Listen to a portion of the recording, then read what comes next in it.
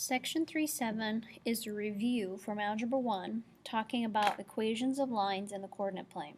So we will review how to find the slope of a line. We will also review how to graph an equation of a line. So this first part is reminding you how to find the slope. So remember, slope is rise over run. And so if I'm given a graph, I can just count the rise and the run. If I'm given 2 points, then I would want to use this formula, y2 minus y1 over x2 minus x1. So let's take a look at an example. The first example asks me to find the slope for B. Well, over here in my graph, for line B, I have these 2 points that are on there, -1, 2, and 4, -2. Now, you could count the rise over the run, being that it just gives you the graph. So if I were to do that, and I count my rise, I would want to start at the point furthest to the left and count how much I'm going up or down. So in this case, I'm going down. So I would go 1, 2, 3, 4. So I'm going down 4, which means my rise would be -4. And then I would want to count my run, which is going left or right. So 1, 2, 3, 4, 5. So my run would be 5. So my slope could be rise over run, which is -4/5. Now, some of you may be more familiar with using this formula. So if they were just to give you these 2 points, I would want to utilize that formula, which means I would label my 2 points as x and y. So the first number is always the x. Since the first point is listed first, it gets subscripts of 1s, and since the second point is listed second, those get 2s for their subscripts. So that's how you know where to plug in numbers. So if I were to do it that way, I would do -2 minus 2 on top, since it says y2 minus y1, and on bottom I would do x2 minus x sub 1.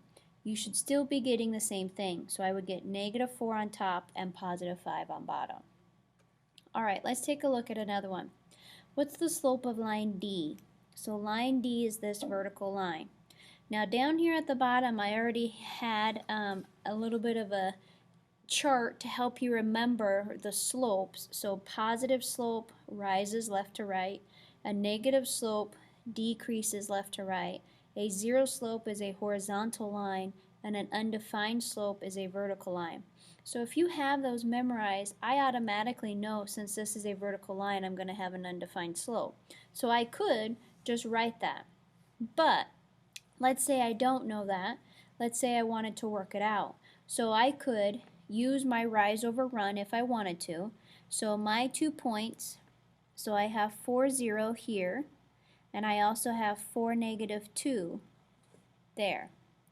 So I could use my rise over my run. So for my rise, I could go up 2 if I wanted to, and my run would be 0. So 2 over 0 would be undefined. So anytime I have 0 in the denominator, I can't do that when I type it into my calculator, so that's why we call it undefined. Now if I wanted to use the formula, I could still use the points 4, 0 and 4, -2, but then I would plug them into my formula. So y2 minus y1, so -2 would be that, and then on bottom 4 minus 4 for my x's, and I would still get a 0. So once again, if I get 0 in the denominator, that is an undefined answer. Alright, pause the video and find the slope in the next 2. On the next 2, it asks you to find the slope for line A. So I used the point 5, 7, and I also used the point 2, 3. So using the formula, it would look like that. So you could do 4 over 3, or I could count. Now if I'm counting, you want to make sure that you are using the point furthest to the left. So I could count 1, 2, 3, 4 for my rise, and my run would be 1, 2, 3. So that's again how you could get 4/3. Then it asks what's the slope of C. C is a horizontal line, so if you use the chart at the bottom, you could know that it is just automatically a 0 slope. Or if you plugged it into the formula, you would get 0 over 4, and you would want to simplify that and write your answer as just 0. Okay, that's a quick review on slope. Now let's move on to graphing. So you're doing several lessons within Algebra 1 today, And most of this stuff that we're going through, you discovered in a whole chapter in Algebra 1. So you're reviewing quite a few things here. Cool. So we're going to be graphing slope-intercept form, point-slope form, and then we're also going to do standard form that's not in that box. Standard form is its own unique form. It's the one that has x and y by itself on the left-hand side of the equal sign. So you may want to add that there. So let's take a look because it's easier to explain when you have an example. So my first example here, I have y equals 2/3 x plus 1. That's in slope-intercept form because it matches where I just have y equals something. This first number that is in front of my x is always going to be my slope. So that's going to give me my rise and my run. The number without the x is going to be my y-intercept, and that's going to be what I put on the y-axis. So my y-intercept is 1, so that means on the y-axis I put a point at 1.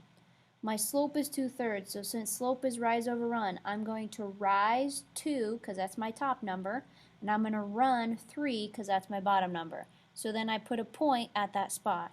You could do this several times if you wanted to get several points. I did it for 3 points just so I have a nice straight line, but you just need 2 in order to draw that line.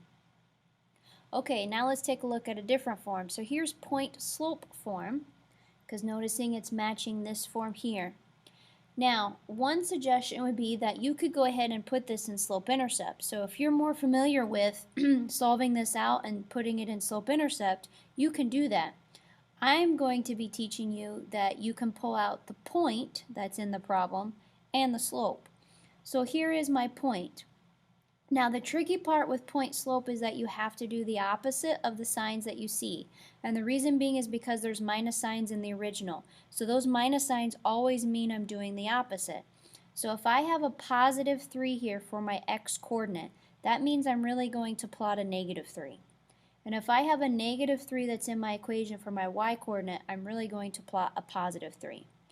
Then this spot here in front of your parentheses will always be your slope number, so I know my slope's going to be negative 2. So what I would do is I would plot this point. So that means at the origin I would go left 3 and up 3, and there would be my point. Then I would use my rise over my run to find my next point. So remember, I'm going to change that into a fraction by putting it over 1. Since it's a negative slope, I'm now going to go down 2, and I need to go right 1. And again, you could keep doing that a couple more times if you wanted several points. I did it for 3 points. Okay, the last form is standard form. Now, once again, you could change this into slope-intercept. So if you're familiar with minusing 2x over and dividing by negative 3 to get y by itself, that might be a route you want to go.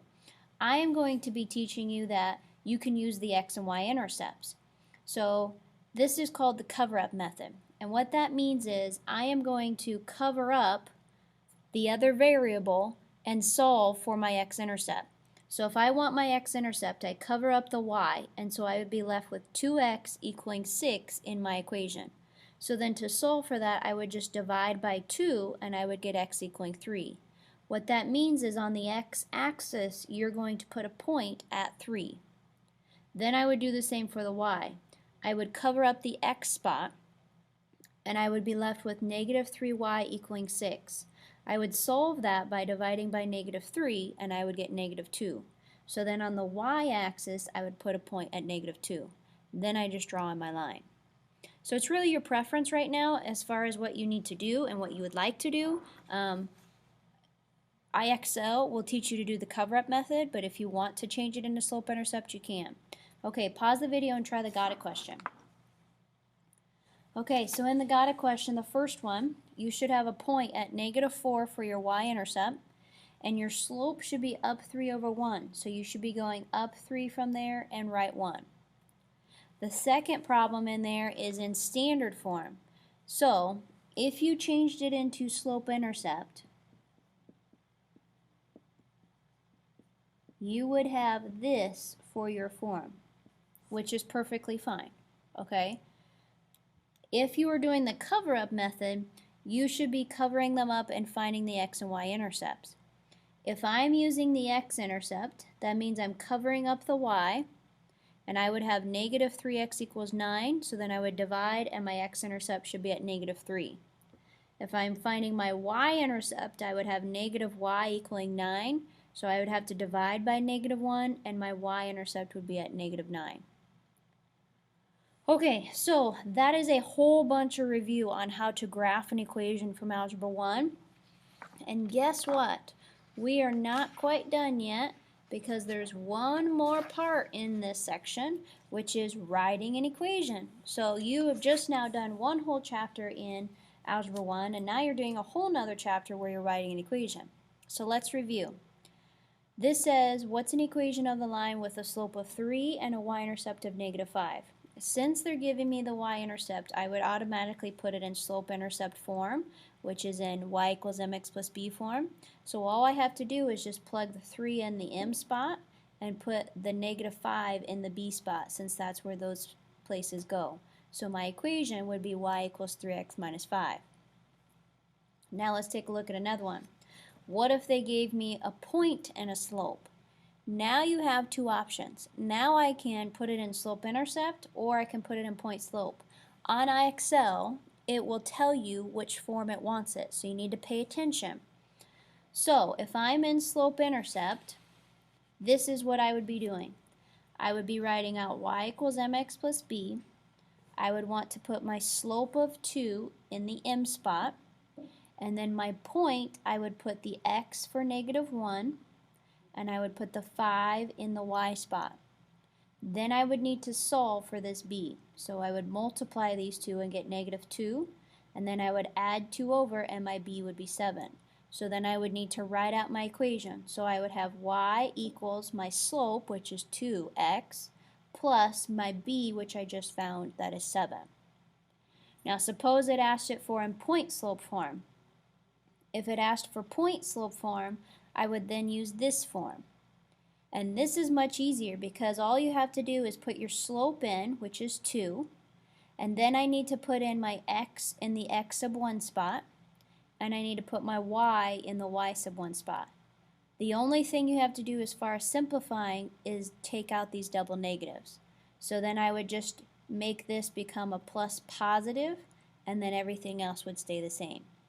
So pay attention in the IXLs because they will ask you to do both forms, so you need to read the directions carefully and figure out what form they want. Alright, try the next two got it questions. So in the next one I have y equals negative 1/2 x plus 2, so since they're giving you a y-intercept I would just automatically put it in slope-intercept form.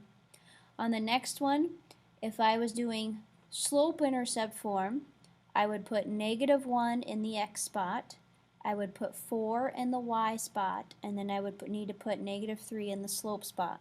Then I would need to solve for b, so I would multiply, subtract 1, and then my y-intercept would be 1, and my slope is still at negative 3.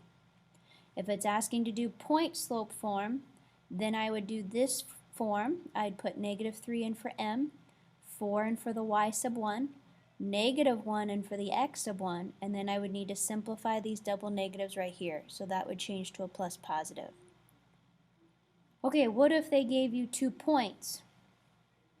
So on example 4, they gave you 2 points. Now I'm showing you both forms because in IXL, once again, it will switch back and forth, so you want to make sure you're paying attention to what form they want.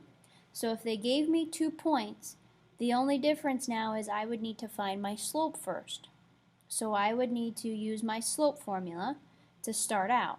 So I would do 5 minus negative 1, 3 minus negative 2, and I got my slope to be 6/5. Now the rest is still the same. You would need to plug in a point for x and y in order to find your b value. So you can pick whichever point you want. I'm just going to go ahead and put 3 and 5 in for it. So then I would multiply 3 and 6/5, I would subtract it over, and I would get 1 and 2/5 for my b. Now if it asked for point slope, I would still need to find my slope, so I would have to go through this slope formula to find it, and then I would put in my point. Now there are 2 points here, so you can use whichever point you want.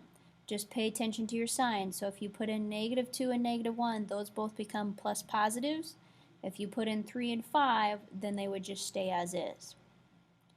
Okay, a lot going on there, and there's one more piece just to remind you that if you have horizontal or vertical lines and they go through a point, the vertical line format is x equaling whatever that number is. So along here, that vertical line, the equation of it would be x equaling 2.